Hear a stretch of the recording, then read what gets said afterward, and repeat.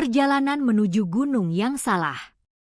Hujan gerimis membasahi jalanan berbatu ketika Andre menghentikan motornya di pinggir jalan kecil yang tampak asing. Daun-daun basah menempel di jok motor dan kabut mulai turun, menyelimuti pandangannya. Ponselnya mati total sejak 1 jam lalu, padahal tadi ia sempat membuka Google Maps. Rute yang diarahkan malah membawanya semakin jauh dari jalur utama menuju Gunung Rimba. Teman-temannya sudah lebih dulu sampai di base camp, tapi Andre memilih jalur lain karena yakin aplikasi penunjuk jalan akan membawanya ke tempat yang lebih cepat. Namun, jalanan makin sempit. Pepohonan menjulang tinggi menutupi sinar matahari, membuat suasana sore terasa seperti menjelang malam. Andre melihat sebuah pertigaan kecil tanpa papan penunjuk arah. Di sanalah semuanya berubah. Ia memilih belok kanan, mengikuti instingnya. Jalan berbatu menurun dan licin, motor sempat hampir tergelincir beberapa kali. Setelah beberapa menit, Andre melihat sebuah gapura tua terbuat dari batu. Lumut hijau menempel tebal di sekujur dindingnya. Tak ada tulisan nama desa, hanya simbol mata besar terukir samar di atas lengkungan gerbang. Penasaran, Andre memarkir motornya dan berjalan perlahan masuk ke dalam wilayah itu.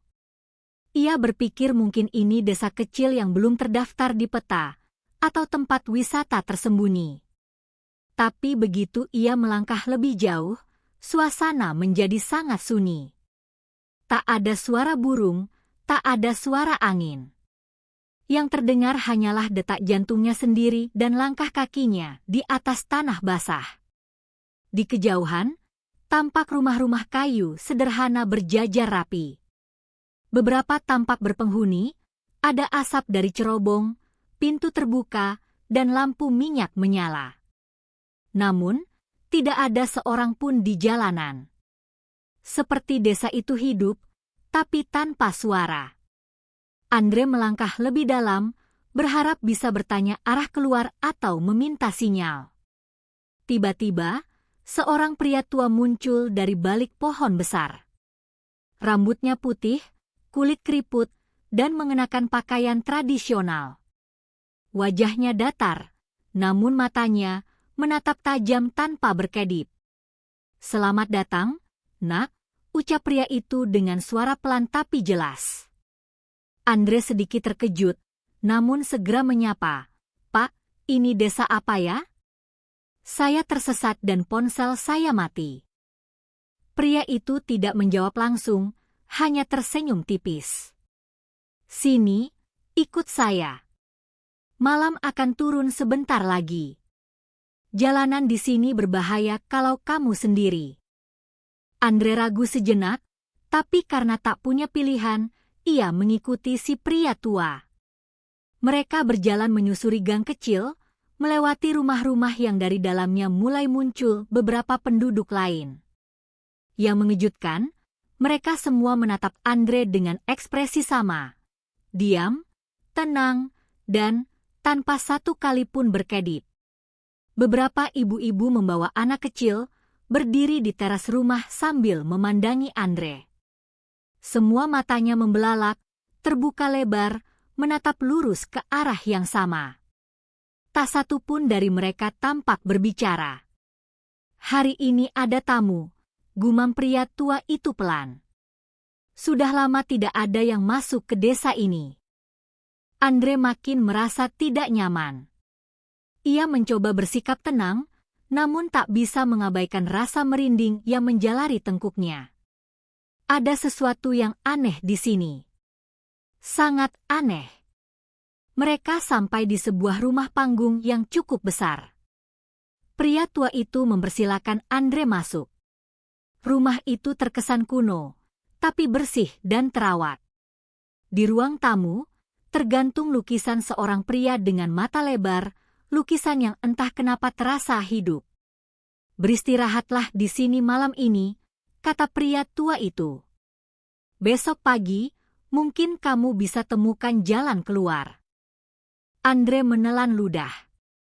Ia ingin menolak, tapi udara mulai dingin dan kabut makin tebal.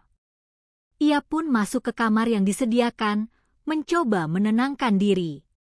Sambil duduk di atas kasur kayu, Andre memandangi sekeliling. Tak ada cermin, tak ada jam, dan, anehnya, tidak ada jendela. Hanya satu lampu minyak di pojok ruangan. Dindingnya terbuat dari papan-papan tua yang memancarkan bau lembab. Tiba-tiba terdengar ketukan halus di dinding. Sekali, 2 kali, 3 kali.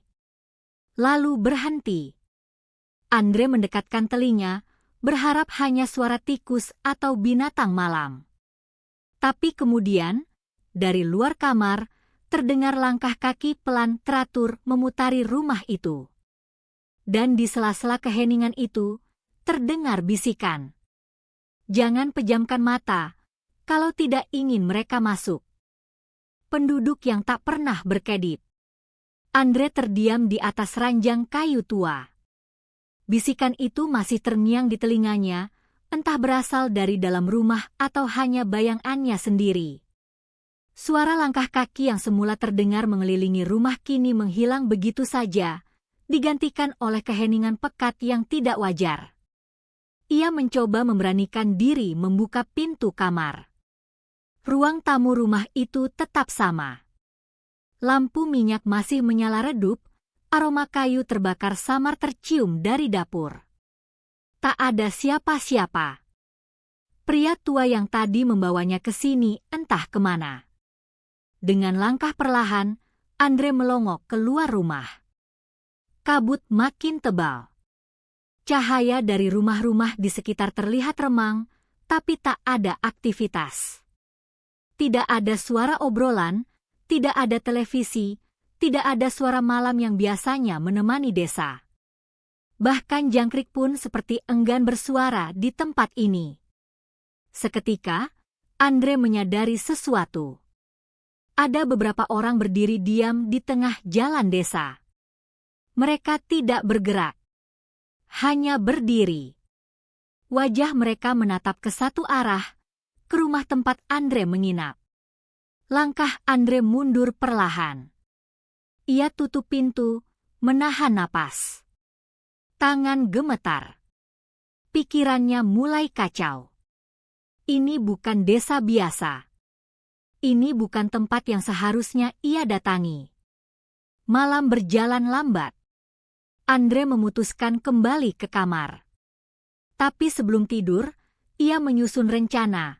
Besok pagi, ia harus pergi. Apapun caranya. Pagi harinya, kabut belum juga hilang. Namun Andre tetap keluar rumah. Udara dingin menyengat kulitnya.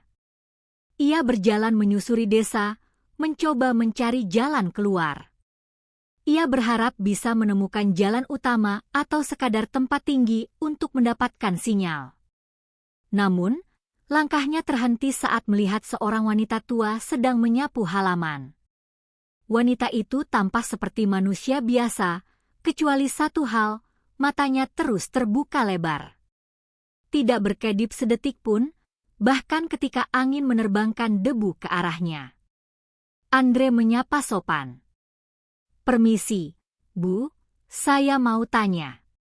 Jalan keluar dari desa ini lewat mana, ya?" Wanita itu diam. Hanya menyapu. Tatapannya kosong, tetap terbuka, tetap menatap lurus ke tanah. Andre melangkah mundur, lalu mencoba bertanya ke seorang bapak tua yang duduk di depan rumah. Jawabannya sama, bukan dengan kata-kata, tapi dengan tatapan mata yang membeku, seolah dunia di dalam desa ini berjalan dengan aturan yang berbeda. Ia mencoba masuk ke satu rumah yang tampak kosong. Di dalamnya, tidak ada perabot modern. Semuanya tua dan usang, seperti rumah yang sudah ditinggalkan bertahun-tahun lalu. Tapi ada satu hal yang membuatnya terpaku, foto-foto keluarga yang tergantung di dinding. Wajah-wajah yang ada di dalam foto itu, semuanya terbuka matanya, sama lebar seperti penduduk desa sekarang. Bahkan bayi dalam foto pun menatap lurus, tanpa berkedip. Andre panik. Nafasnya mulai tidak teratur. Ia keluar dari rumah itu dan berlari, berharap bisa kembali ke gerbang desa yang semalam ia lewati. Tapi saat sampai di sana, gerbang itu tak ada. Jalan yang ia lalui kini berubah menjadi ladang luas dengan kabut menggulung di atas tanahnya. Seolah desa ini menghapus jejak masuknya sendiri. Di tengah rasa panik itu, terdengar suara dari belakang. "Buru-buru amat, nak." Andre menoleh. Pria tua semalam berdiri di sana. Sama seperti sebelumnya, matanya masih lebar dan tak pernah berkedip. "Kami senang kau di sini. Tak banyak tamu yang nyasar ke desa kami," ucapnya ramah. Tapi senyumnya terlalu tenang, terlalu simetris, terlalu kosong. Andre mencoba bersikap tenang. "Pak, saya mau pulang. Saya tersesat." "Tersesat? Tidak. Kamu datang dengan kemauan sendiri," jawabnya. "Desa ini hanya bisa ditemukan oleh mereka yang dicari." Andre mengernyit. "Dicari?" Pria tua itu mendekat. Tatapannya tajam. "Mereka sudah memilihmu." Andre mundur. Jantungnya berdetak kencang. "Mereka? Siapa?" "Lihat sendiri nanti malam," ucap pria tua itu sebelum perlahan berjalan pergi, seperti menghilang dalam kabut. Hari itu Andre tidak bisa keluar dari desa. Jalan memutar, rumah saling terhubung seakan membentuk lingkaran. Dimanapun ia pergi, selalu kembali ke tempat yang sama. Dan malam pun kembali datang. Saat lampu-lampu minyak mulai menyala satu persatu, Andre tahu malam ini akan berbeda. Di balik tirai rumah, ia mengintip. Lagi-lagi, penduduk desa berdiri di luar rumahnya. Kali ini jumlahnya lebih banyak. Mereka tidak bergerak. Wajah-wajah menatapnya dengan ekspresi yang tak berubah. Matanya tetap terbuka, tetap mengunci pandangan pada satu titik, Andre. Dan dari kejauhan, suara itu kembali terdengar, suara yang sama seperti malam pertama. "Jangan pejamkan mata, mereka akan tahu kamu masih hidup." Suara-suara tengah malam dan dinding yang berdarah. Malam ketiga di desa itu terasa jauh lebih sunyi dan dingin dari sebelumnya. Kabut semakin tebal, hingga cahaya dari lampu minyak nyaris tak bisa menembus keluar jendela. Andre berdiam di kamar, menahan napas setiap kali mendengar suara dari luar. Ia tidak menyalakan lampu, hanya duduk di pojok ruangan, memegang sebatang kayu bekas kaki meja yang ia temukan siang tadi. Bukan senjata yang hebat, tapi cukup untuk bertahan kalau yang datang adalah manusia biasa. Namun, Andre tahu ini bukan tentang manusia. Suara langkah kaki mulai terdengar lagi, pelan, menyeret, dan mengitari rumah. Bukan hanya satu orang, kali ini seperti banyak. Suaranya teratur, seolah ada irama dari kaki-kaki itu, mengelilingi rumah secara bersamaan. Tiba-tiba, tok, tok, tok. Ketukan di dinding kayu. Tapi tidak dari pintu, dari sisi kiri rumah. Beberapa detik kemudian, tok, tok, tok dari sisi belakang. Disusul suara gesekan, seperti kuku-kuku panjang yang menggaruk perlahan. Andre merapat ke tembok. Keringat dingin membasahi wajahnya. Nafasnya berat, tapi ia menahannya agar tak bersuara. Dan kemudian, tembok di belakangnya mengeluarkan cairan merah pekat.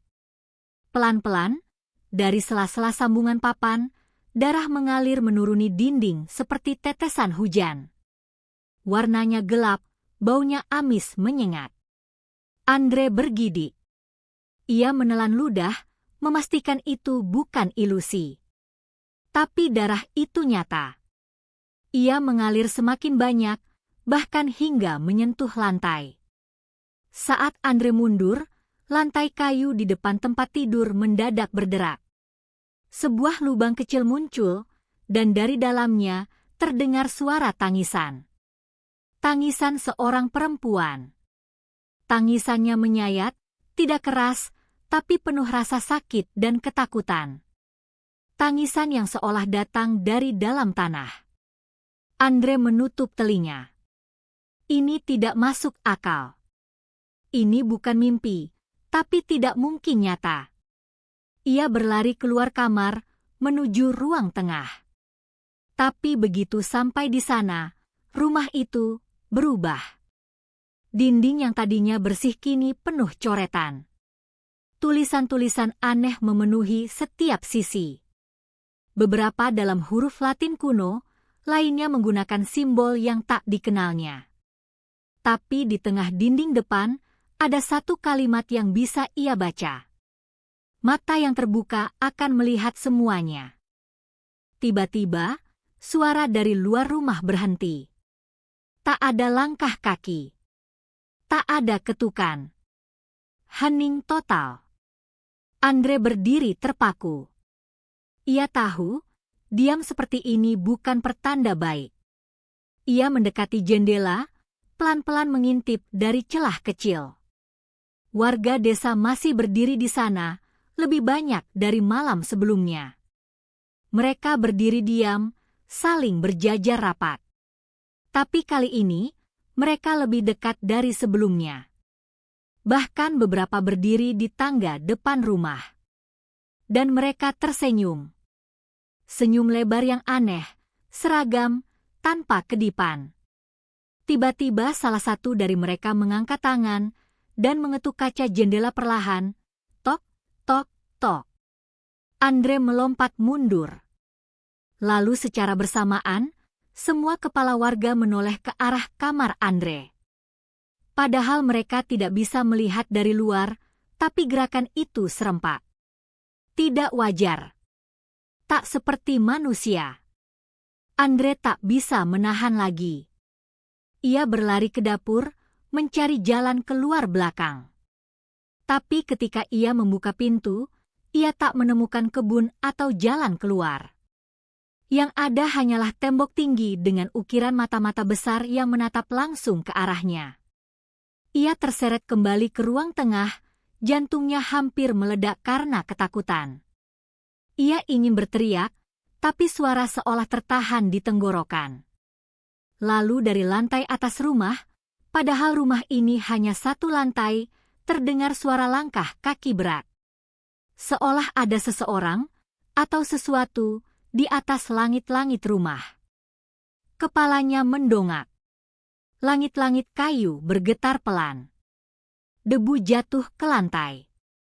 Dan dari sela-sela papan atas, sebuah mata besar mengintip ke bawah.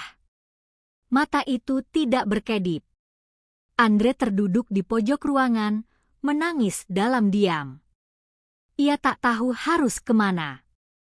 Ia mencoba meyakinkan diri bahwa ini hanya mimpi buruk, tapi rasa sakit di tubuhnya, bau darah yang masih menyengat, dan suara-suara itu, semua terlalu nyata. Dan ketika matanya mulai berat karena lelah dan takut, ia teringat akan bisikan yang terus datang setiap malam. Jangan pejamkan mata. Tapi kali ini, ada kelanjutannya. Karena kalau kau tertidur, mereka akan membuka matamu selamanya. Rahasia di balik pintu terkunci. Pagi yang datang bukanlah pertanda lega bagi Andre. Kabut masih menggantung rendah, matahari tetap tak terlihat, dan udara dingin menusuk hingga ke tulang. Suara burung atau tanda-tanda kehidupan alam masih absen. Hanya keheningan yang terus menempel seperti kabut yang tak mau pergi. Ia belum tidur sama sekali. Matanya merah, bukan hanya karena begadang, tapi juga karena rasa takut yang menumpuk tanpa henti. Ia takut jika sampai tertidur, ia tidak akan bangun sebagai dirinya lagi. rumah itu masih berdiri seperti semula. Tapi setelah kejadian semalam, dinding berdarah, suara dari langit-langit, mata besar yang mengintip, Andre yakin rumah ini menyimpan sesuatu. Ada rahasia yang bersembunyi di balik ketenangan palsu desa ini. Dengan sisa tenaga, Andre mulai menyusuri kembali sudut-sudut rumah. Tangannya menyentuh tiap panel kayu, mencari sesuatu. Ia percaya ada ruang tersembunyi, atau setidaknya ada jawaban. Dan benar saja, di salah satu sisi dinding kamar yang sempit, ia merasakan celah kecil antara dua papan. Seperti pintu tersembunyi. Ia mendorongnya pelan. Terdengar suara derit kayu yang sudah sangat lama tidak disentuh. Pintu itu terbuka, memperlihatkan sebuah lorong sempit menuju ruangan kecil gelap. Bau apek menusuk tajam, seperti kain tua yang ditinggalkan di gudang selama puluhan tahun. Dengan hati-hati, Andre masuk. Di dalam ruangan itu hanya ada satu lampu minyak tua dan tumpukan lukisan serta foto-foto berbingkai kayu. Ia menyulut lampu dengan korek yang ia simpan di saku celana. Cahaya temara mengungkapkan semuanya. Lukisan pertama memperlihatkan seorang pria tua, wajahnya penuh keriput, dengan mata yang besar dan terbuka lebar. Matanya menatap langsung ke arah Andre. Di bawah lukisan tertulis nama. Kepala Desa, Bapak Wira, tahun 1901. Andre membeku. Itu wajah pria tua yang membawanya ke rumah ini. Tapi, tahun 1901? Ia lanjut melihat lukisan-lukisan berikutnya. Wajah-wajah yang familiar. Anak kecil yang menyambutnya dari kejauhan, ibu-ibu yang berdiri di depan rumah, bapak-bapak tua yang duduk diam. Semuanya ada. Semua berumur lebih dari 100 tahun. Setiap lukisan memiliki tanggal 1898, 1910, 1925, 1940. Tapi wajah-wajah itu tidak berubah. Mereka terlihat sama persis seperti yang Andre lihat hari ini di desa. Dek. Jantung Andre berdetak makin cepat. Keringat mengalir meski udara tetap dingin. Ia mundur pelan, tapi tak sengaja menjatuhkan sebuah bingkai kecil dari rak kayu. Kaca bingkai pecah. Di balik pecahan itu, ada sebuah dokumen kuno. Tertulis tangan dalam bahasa Indonesia lama. Barang siapa datang dengan mata terbuka dan tinggal lebih dari 3 malam, akan menjadi bagian dari mata yang menunggu. Kelopak matanya akan dibuka selamanya. Jiwanya akan diam di antara yang tak berkedip. Andre jatuh terduduk. Tangannya gemetar saat membaca ulang tulisan itu. 3 malam. Ini malam ketiga. Ia tidak bisa tinggal lebih lama. Tiba-tiba suara dari luar ruangan berdesir pelan. Bukan suara orang berjalan, tapi lebih seperti desiran napas. Panjang. Dalam. Seolah ada sesuatu yang baru saja terbangun. Andre memadamkan lampu minyak dan merangkak keluar dari ruang rahasia. Tapi begitu ia membuka pintu kamar, rumah itu tidak seperti sebelumnya. Ruang tamu kini berubah menjadi aula besar, dipenuhi kursi panjang. Di kursi-kursi itu duduk warga desa, semuanya. Mereka duduk diam, menghadap ke arah pintu kamar, seperti sedang menunggu pertunjukan. Wajah-wajah mereka tak lagi tampak hidup. Mata mereka terbuka lebar, bola mata tampak kering dan putih. Beberapa bahkan tak punya kelopak mata lagi. Hanya rongga terbuka dengan sorot kosong. Di tengah aula, berdiri pria tua yang sama. Bapak Wira. Tapi kali ini, tubuhnya jauh lebih kurus dan matanya lebih besar dari manusia normal. Bibirnya bergerak pelan. Kau sudah melihat, kau sudah tahu, maka kau harus tinggal. Andre menjerit dan berlari, melewati warga yang tak bergerak. Tapi begitu ia melewati barisan bangku, satu persatu mata mereka bergerak menatapnya. Bukan kepala mereka, hanya mata. Serempak. Tajam. Mengikuti kemanapun ia bergerak. Andre berhasil keluar rumah. Ia berlari ke arah hutan, tak peduli arah. Ia hanya tahu satu hal, ia harus keluar malam ini. Atau tidak akan pernah keluar selamanya. Di belakangnya, dari rumah yang baru saja ia tinggalkan, terdengar suara puluhan, bahkan mungkin ratusan, bisikan bersamaan. Jangan tutup mata, jangan pernah tutup mata. Dan di udara malam yang berat, Andre tahu, ini bukan sekadar desa gaib. Ini perangkap. Jalan pulang yang tak pernah ada. Langit mulai menghitam. Bukan seperti malam biasa, tapi seperti kabut pekat yang turun begitu saja dari angkasa. Matahari seolah ditelan oleh sesuatu yang tidak terlihat. Clara menggandeng tangan Ningsih erat-erat, tubuhnya menggigil bukan karena dingin, tapi karena rasa takut yang menumpuk di dada. Ayo, kita pergi dari sini. Sekarang juga, bisik Clara tergesa. Mereka berlari menyusuri jalan kecil yang tadi mereka lewati, tapi anehnya, tak ada ujung. Semakin lama mereka berjalan, rumah-rumah yang tadi terlihat mulai berubah bentuk. Dari rumah panggung kayu menjadi seperti tumpukan kayu lapuk. Daun-daun pohon mengering mendadak, dan udara mulai berbau tanah busuk. Kenapa jalannya muter di sini-sini aja? Keluh Ningsih sambil menangis. Tiba-tiba terdengar suara dari balik pohon. Bukan hewan. Bukan juga manusia biasa. Tak ada yang keluar dari sini, kecuali sudah berganti. Clara menoleh cepat. Sosok tua berdiri membelakangi mereka, mengenakan kain lusuh dan wajah penuh keriput. Tapi yang membuat Clara ingin pingsan adalah matanya, tetap terbuka tanpa pernah berkedip. Siapa kau? Tolong kami keluar dari desa ini, pinta Clara. Orang tua itu menunjuk ke belakang mereka, ke arah jalan yang kini dipenuhi kabut. Ada satu jalan. Tapi harus ada yang tinggal. Clara dan Ningsih saling menatap. Mereka tidak mengerti maksud ucapan itu. Apanya yang tinggal? Jiwamu. Atau jiwanya? Pilih salah satu. Clara merinding. Tiba-tiba Ningsih terhuyung dan tubuhnya lemas. Di kakinya, muncul semacam tali akar yang melilit, seakan desa itu sendiri mencoba mengambilnya. Lari, Clara. Lari, teriak Ningsih. Clara bingung. Di satu sisi dia ingin menolong sahabatnya. Tapi di sisi lain, dia sadar. Seseorang harus ditinggalkan.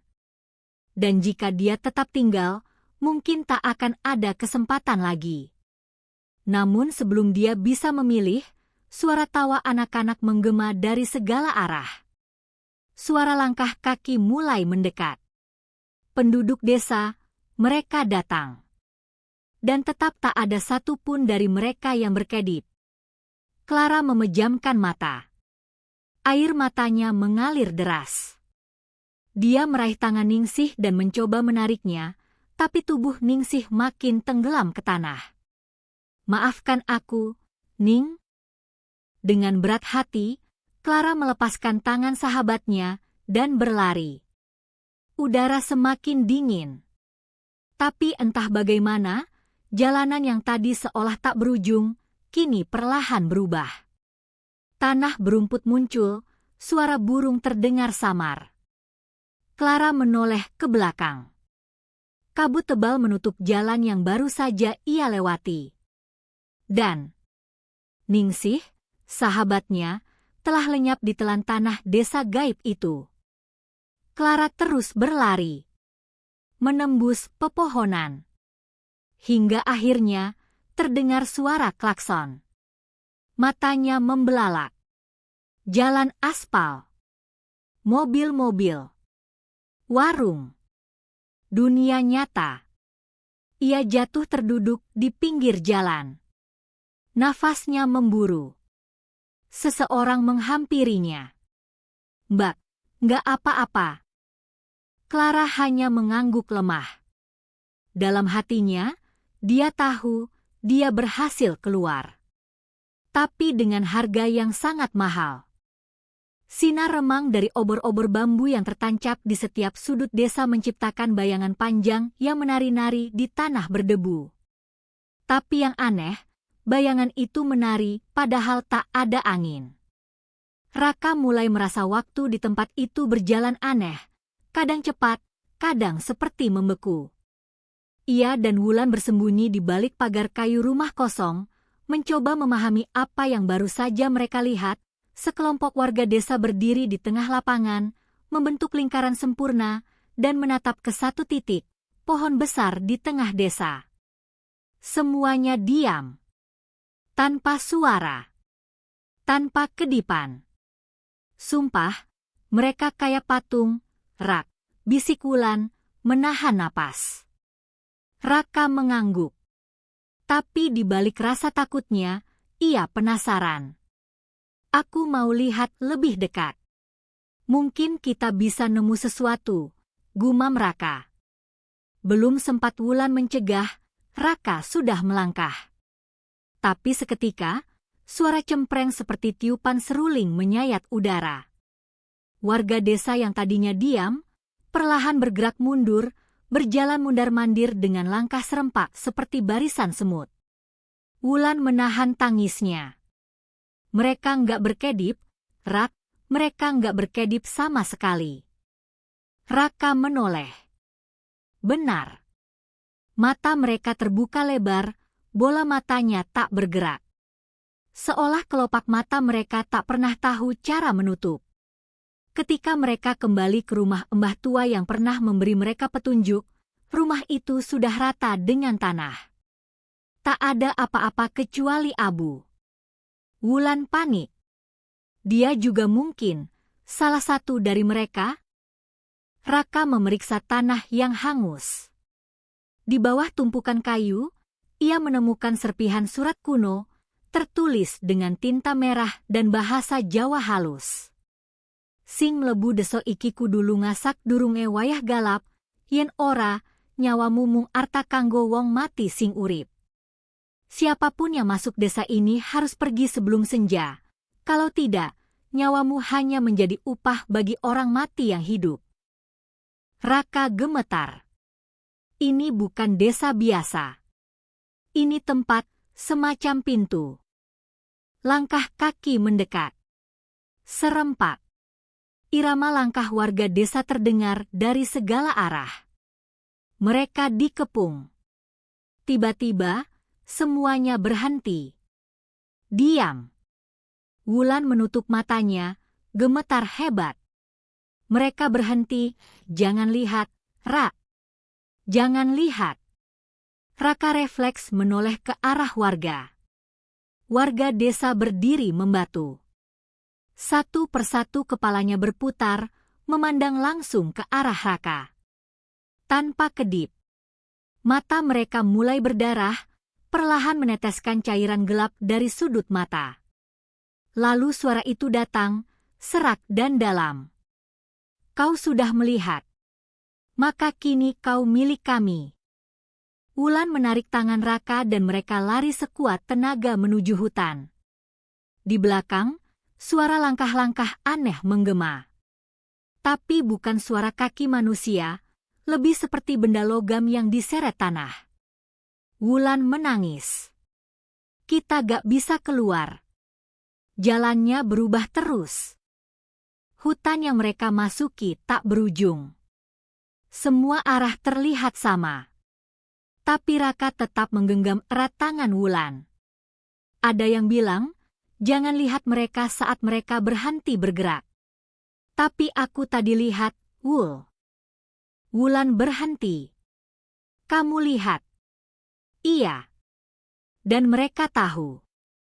Tiba-tiba di hadapan mereka berdiri seorang anak kecil. Rambutnya panjang menutupi wajah, tubuhnya kotor dan tampak mengambang sedikit dari tanah.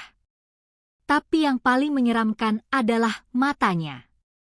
Putih semua. Tak ada bola mata. Tapi tatapannya seperti menusuk ke dalam jiwa. Aku bisa bantu, tapi kalian harus kasih aku satu hal. Apa? Tanya Wulan, hampir histeris. Anak itu tersenyum. Satu dari kalian tidak boleh kembali. Seketika, tanah di bawah mereka retak. Udara menggelap. Dan desa itu muncul kembali, berdiri seperti semula, tapi kali ini hanya satu jalan keluar. Raka menatap Wulan. Aku yang lihat mereka. Harusnya aku yang... Wulan menggeleng keras. Kita masuk bareng, kita keluar bareng. Tapi anak kecil itu hanya tertawa. Hanya satu yang boleh kembali. Itu syaratnya. Tanah terus runtuh. Jalan makin sempit. Pilihan makin tipis. Dan waktu mereka hampir habis. Pagi itu, langit masih kelabu, dan kabut belum juga menipis. Bram berdiri di tengah halaman rumah tua yang semalam dipenuhi suara-suara tangisan. Namun kini, semua sepi. Rumah itu tak lagi terlihat seperti semalam. Tak ada bayangan orang tua. Tak ada suara pintu kayu berderit. Hanya keheningan dan hawa dingin yang menyusup masuk ke tulangnya. Ia menoleh ke kanan dan ke kiri, mencari Raga. Tapi temannya itu tak tampak. Bram memanggil namanya berulang kali, namun hanya Gema sendiri yang menjawab. Langkahnya goyah saat ia kembali berjalan ke arah jalan setapak yang dulu mereka lewati saat pertama kali datang ke desa itu. Tapi kini, jalannya seperti berubah. Pepohonan tak lagi sama. Tanda-tanda alam seperti bergeser. Dan anehnya, desa itu terasa lebih kosong. Ia menemukan satu rumah yang belum sempat ia datangi. Pintu rumah itu terbuka sedikit, seolah menunggu. Dengan hati-hati, Bram melangkah masuk. Bau anyir darah langsung menyengat. Di dalam, seorang wanita tua duduk menghadap dinding, membelakanginya. Maaf, Bu, saya tersesat. Saya mau pulang, kata Bram. Wanita itu pelan-pelan menoleh. Wajahnya hancur, matanya bolong, namun tetap tak berkedip. Belum waktumu pulang, Nak. Kau sudah jadi bagian dari desa ini. Bram mundur perlahan, lalu lari keluar secepat mungkin. Nafasnya tersengal. Ia tak tahu harus kemana. Tapi ia tahu satu hal, ia harus keluar dari desa itu. Lalu ia melihat kabut di kejauhan membelah, memperlihatkan jalan tanah panjang yang seperti mengarah keluar. Tanpa pikir panjang, Bram langsung menyusurinya. Sepanjang jalan itu, suara-suara lirih memanggil namanya. Pohon-pohon seperti bergerak, mencengkram. Sesekali, sosok-sosok dengan mata melotot dan tak berkedip muncul di pinggir jalan, hanya menatap, seolah mendoakan sesuatu yang buruk. Tapi Bram terus berlari. Lari dan lari sampai lututnya lemas, hingga ia akhirnya jatuh di tanah basah. Saat ia membuka matanya, ia sudah berada di jalan aspal. Mobil-mobil lewat. Udara tak lagi dipenuhi kabut. Ia pulang. Atau, setidaknya, ia pikir ia sudah pulang. 2 minggu setelah kejadian itu, Bram kembali ke rumahnya di kota. Ia tak pernah menemukan Raga, bahkan polisi pun tak bisa melacak keberadaan temannya. Ketika ia kembali mencari desa Banjar Petung di peta, nama itu tak ada. Google Maps menunjukkan area hutan kosong. Ia sempat mencoba kembali ke sana, namun tak pernah bisa menemukan jalannya lagi.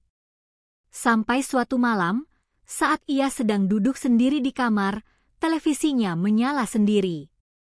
Gambar kabur. Lalu muncul wajah Raga, dengan mata terbuka lebar, tak berkedip, menatap langsung ke arah Bram. Kau pikir sudah pulang? Tapi kau tak pernah benar-benar keluar dari desa itu. Layar mati. Dan sejak malam itu, Bram tidak pernah tidur dengan cahaya mati. Karena dalam gelap, ia bisa melihat mereka berdiri, diam, dengan mata terbuka, dan tak pernah berkedip.